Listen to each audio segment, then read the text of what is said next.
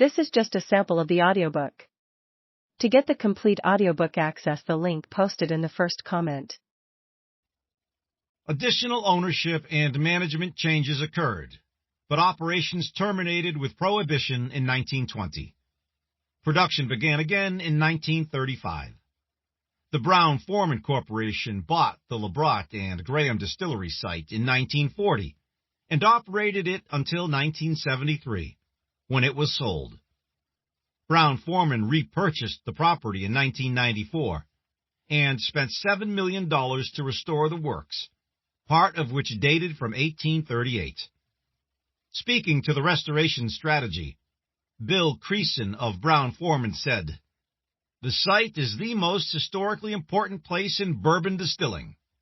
Kentucky has 30 places designated by the U.S. Secretary of the Interior as National Landmark Sites, and 3 are distilleries: Burke's Spring Distillery, Maker's Mark, George T. Stagg, Buffalo Trace, and LeBrot and Graham, Woodford Reserve. The distillery is presently best known for its primary bourbon product, Woodford Reserve, Old Taylor, and Old Crow.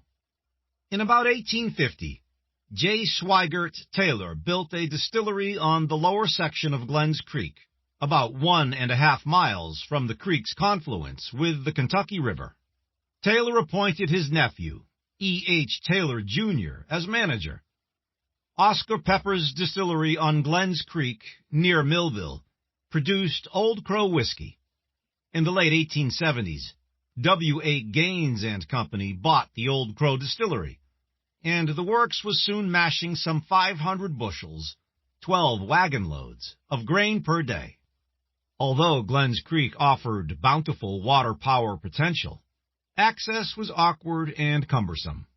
To avoid driving wagons along the narrow creek bottom, laborers hewed a narrow road into the base of the limestone bluff. In 1907, Mr. Gaines oversaw the extensive expansion and remodeling of the old distillery works, increasing the mashing capacity to 1,800 bushels per day.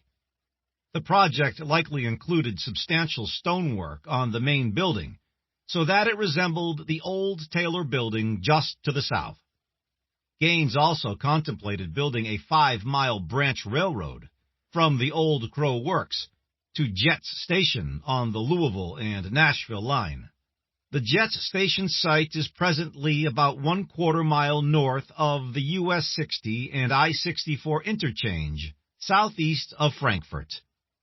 The Frankfort roundabout opined, "The road will only be about 5 miles long, and will be of immense advantage to this big distillery, as they do an immense amount of shipping, both of grain into the distillery and of the finished product of their stills from the distillery."